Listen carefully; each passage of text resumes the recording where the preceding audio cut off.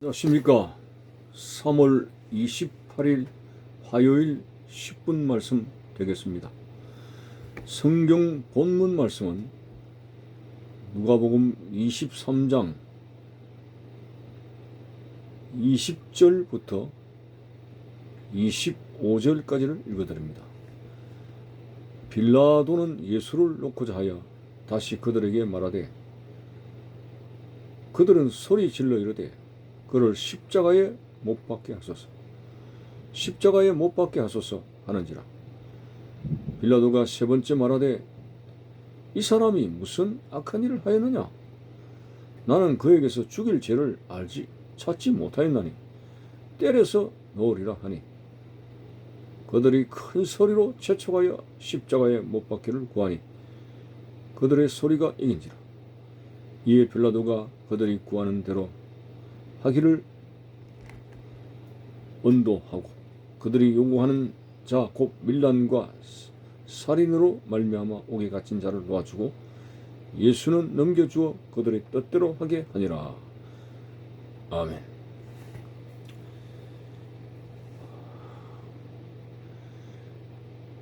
빌라도 법정에 선 예수님.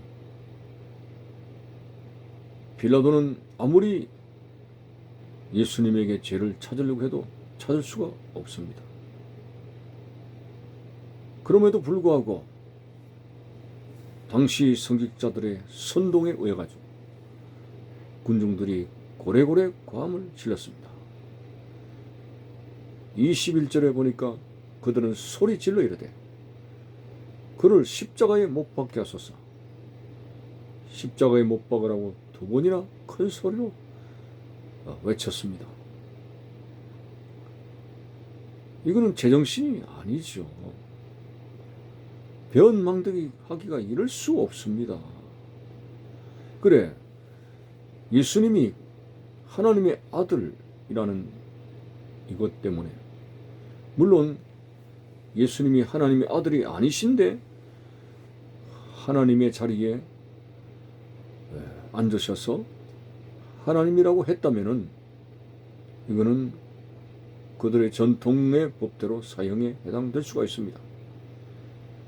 그러나 저들의 신앙관, 저들의 욕심, 저들의 탐욕에 가려져 가지고 메시아 되신 예수 그리스도가 적재적소에 오셨습니다. 선지자를 통해서 예언하신 그리스도가 하나님의 때가 되면 오셨습니다. 근데 왜 깨닫지를 못하느냐 이 말이죠. 물론 요한복음 1장에 보면은 빛이 어둠에 왔으되 어둠이 깨닫지 못하더라.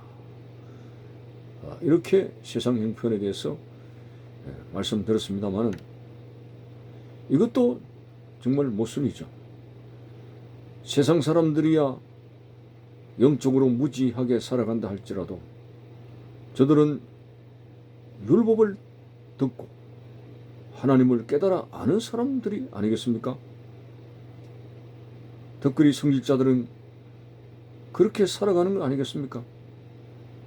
그런데 그들의 삶은 빛 대신 예수 그리스도 앞에 어둡기 짝이 없는 온갖 탐욕으로 위선적인 삶을 살아갔던 것을 볼 수가 있습니다. 예수님은 회칠한 무덤이여 라는 여러가지 신랄한 책망을 위선적인 그들의 삶을 책망했습니다. 참으로 성직자라고 하는 가면을 쓰고 그들의 속에는 완전히 세속적인 것들이 가득한 그들의 모습 속에 예수님이 보일 리가 있겠습니까? 그들이 깨닫지 못해서 하나님의 아들로 알아보지 못한 것인데 예수님이 하나님의 아들이 맞지 않습니까? 그렇다면은 왜 십자가에 못 박으라고 그렇게 고함을 지르냐 이거는 큰 죄가 아닐 수가 없습니다. 감히 죽을 수밖에 없는 죄인된 피조물이 하나님을 십자가에 못 박으라고 이런 무지한 인생들의 외침이 어디 있습니까? 그렇지만은 예수님은 그러한 수모와 부끄러운 자리를 개의치 아니하셨습니다. 왜? 오늘 하나님의 크신 사랑을 순종하시기 위해서 자신의 몸을 단번에 제물로 드리시는 이 과정 속에 예수님은 모든 걸 참아내셨던 사실을 볼 수가 있습니다. 오늘 본문에서 다루고자 하는 것은 빌라도입니다. 그래도 그렇지 자신의 양심에 따라서 사회적으로나 어떤 것으로나 예수님이 죄가 없다는 것이 확신이 온다면 어떤 무리의 밀란과 소요에 겁을 내지 말고 담대하게 양심껏 한다면 예수님을 석방해 드려야 하는 것이 맞는데, 오늘 군중들이 십자가에 못 박으라고 고함을 치고 밀란이 일어나는 것에 대해서 두려웠다 이겁니다. 그래서 이 보고가 들어가면은 자신의 자리가 위태롭고 해고될지 모르는 그런 위험을 두려워했던 것이죠. 밀란이 일어나게 되는 조짐을 보고 더 이상 예수 그리스도를 붙잡아 두지 못하고 그럼 너희들 마음대로 해라, 예수님을 유대인들이 하고자 하는 대로 넘겨다 주었습니다.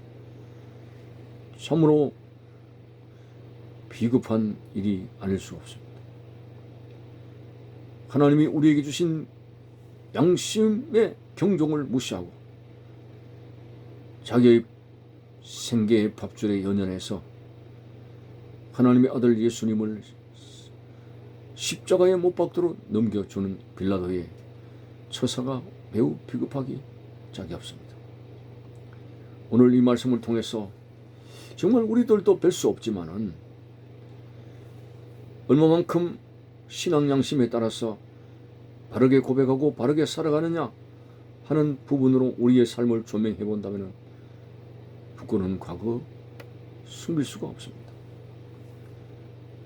우리는 참으로 두렵고 떨리는 마음으로 우리의 신앙의 삶에 대해서 하나님의 성령의 역사인도 충만하심으로 말미암아 하나님이 베풀어 주신 은혜로서 우리의 자리에 연연해서 애매한 비양심적인 길을 걸어가는 우리의 모습이 되지 않도록 하나님의 도움을 요청해야 될 것입니다. 언젠가는 하나님의 심판대 앞에 벌거벗은 듯이 다 드러나는 일이 있을진데, 물론 우리가 예수 그리스도의 십자가 앞에 죄를 고백하고 그러게 되었을 때 그 아들 예수의 피가 우리를 깨끗하게 하실 것이요 하는 말씀처럼 회개의 중심을 보시고 우리의 죄를 사하시게 되는데 우리의 죄가 도말이 되겠죠. 그렇지만은 진정 회심하는 우리의 삶이라면 무조건 예수의 피를 남용해서는 안 되는 하나님 앞에서의 우리 모습을 생각한다면 회개 말만 하는 것이 아니라 회개 열매를 맺어야 된다고 하는 것이죠. 그렇다면 정말 2, 3번, 4번, 5번 연약하여 넘어지더라도 결국은 죄에서 돌이키는 우리의 삶이 하나님 앞에 떳떳한 모습이 되는 거죠. 무엇을 말씀드리느냐, 빌라도처럼 이게 분명히 양심인데 알고 인정하고 확신하면서도 여러 가지 자신의 삶에 연연해 가지고 양심을 저버리며 비겁하게 살아가는 인생의 자리에 있어서 되겠느냐. 세례 요한은 그렇지 않았습니다. 헤롯 안티파스가 남동생이 죽자 그의 아내 헤로디아와 결혼하기 위해서 본처를 버리면서 그 분동왕 자리에서 그런 죄를 저질렀을 때 아무도 찍소리 못하지만은 세례 요한은 날카롭게 그래서는 안 된다고 지적하는 진정 선지자의 바른 모습처럼 오늘 우리들에게 용기를 주시고 담대함을 주셔서 할 말은 하게 하시고 하지 말아야 될 말은 하지 말게 하셔서 정말 하나님께서 허락하신 이 신앙의 양심에 순종하여 살아가는 그것이 우리의 신앙의 삶을 평안하게 하고 하나님께서 기뻐하시는 진정한 성도의 삶인 것을 생각하고 빌라도처럼 비겁하게 이것은 아니다라고 분명히 알면서도 자신의 형편과 처지에 맞추어서 양심을 저버리는 오늘 빌라도의 모습이 되지 말아야 된다는 사실을 오늘 이 본문을 통해서 깨달을 수가 있습니다. 감사합니다.